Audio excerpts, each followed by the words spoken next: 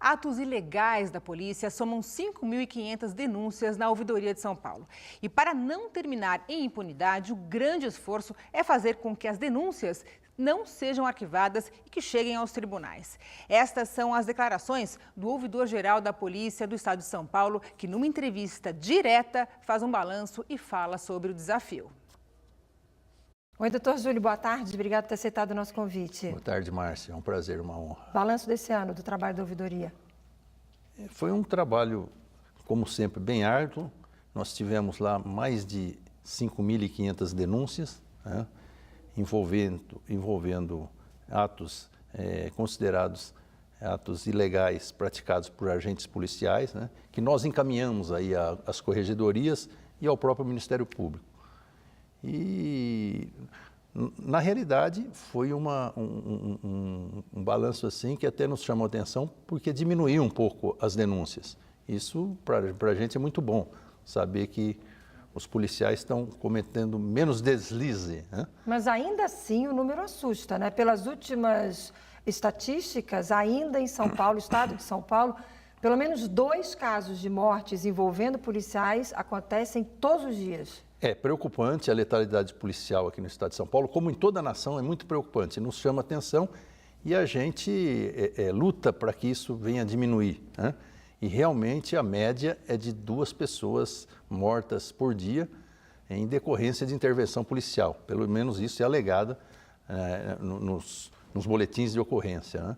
Isso preocupa muito a todos nós, né? E a gente sempre aguarda que isso venha a diminuir. E é uma luta constante para que isso ocorra. A briga da ouvidoria é por punição, né? Oi? A briga da ouvidoria é para que esses casos tenham punição, né? Não só punição, como fica esclarecida isso daí, porque de repente foi uma morte decorrente, uma morte que pode ser considerada aí em legítima defesa, né? Uma excludente da antijuridicidade, mas a grande briga é para que realmente seja elucidada, seja investigada, porque a maioria dos casos, a bem da verdade, é arquivado antes de ser denunciado. Muitos poucos casos chega no plenário do Tribunal do Júri. Isso é o que preocupa a sociedade civil e preocupa a ouvidoria, né? Isso daí a gente é uma briga constante para que todos os casos sejam realmente investigados e, se for o caso, denunciado, pronunciado e sejam julgados pelo Tribunal do Júri. Tem alguma região do estado de São Paulo que chama mais a atenção esse tipo de situação? É o Grande São Paulo. A Grande São Paulo, a periferia da cidade de São Paulo, né? Na periferia que acontece o maior caso, né? E isso daí chama atenção e sempre nós estamos aí denunciando e chamando a atenção das autoridades. Doutor Júlio, agora outra coisa que marcou esse ano foi o envolvimento de PMs, de policiais com a corrupção. Como é que vocês da ouvidoria estão acompanhando isso? Na realidade, não foram. Teve envolvimento de PMs, até mesmo no alto escalão, né? Nós temos aí um coronel que está detido. Esse coronel pretende fazer uma delação premiada. Nós torcemos para que isso seja totalmente elucidado. Acreditamos no comando da polícia, principalmente no atual comando, né? E que se realmente houve algum deslize anteriormente, que seja elucidado e as pessoas venham a ser punidas, sejam eles coronéis, sejam deputados, seja o que for. O que nós precisamos é uma polícia digna, uma polícia respeitada, principalmente nos olhos da sociedade civil e do povo pobre da periferia, principalmente. Para fechar, o senhor está terminando aí um segundo mandato, né? De 2 anos. Exatamente. Qual é o balanço? O balanço é bom, porque quando nós entramos na ouvidoria, nós tínhamos uma ouvidoria acéfala, totalmente desgastada, fazia mais de 2 anos que a própria imprensa não procurava em ouvidoria. Nós tivemos uma média aqui de, no mínimo, 2 entrevistas na grande imprensa, semanalmente aqui, feita por mim, né?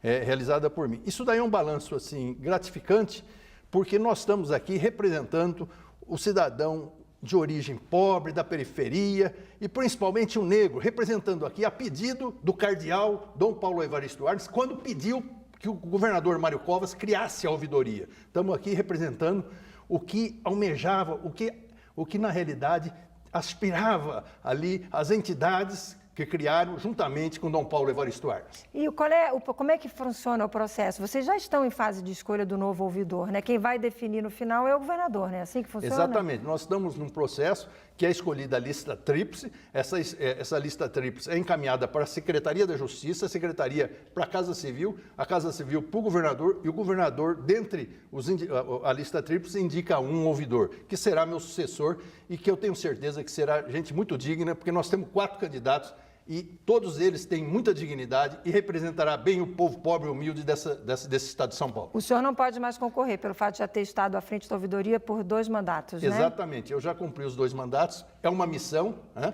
Eu agradeço a Deus por sair bem e como entrei, né? Essa foi uma missão, é um cargo bem espinhoso que envolve o ouvidor 24 horas por dia. Ele tem que ficar atento a tudo o que acontece no território do Estado de São Paulo e até da nação, porque nós temos um Fórum Nacional de Ouvidores que nos respeitam muito e nos ouve aí perante a nação. Bom, até pela sua experiência, para a gente fechar, o senhor sai com que impressão? As mortes por violência têm que cor e que idade? A cor negra, a cor parda e jovens. É muito triste quando a gente participa disso daí, olhando e não conseguindo diminuir isso e melhorar isso. Então, nós temos que denunciar para que toda a nação preste atenção nisso e tome alguma atitude, tais como legislação das drogas, porque a maioria desse pessoal está envolvido com droga e eu acredito que se mudasse a legislação das drogas, nós evitaríamos muita morte e muito tráfico. Essa é a minha... Tá aí, é com esse alerta que eu agradeço a sua entrevista. Até uma próxima oportunidade. Eu que agradeço, foi uma honra e estamos à disposição.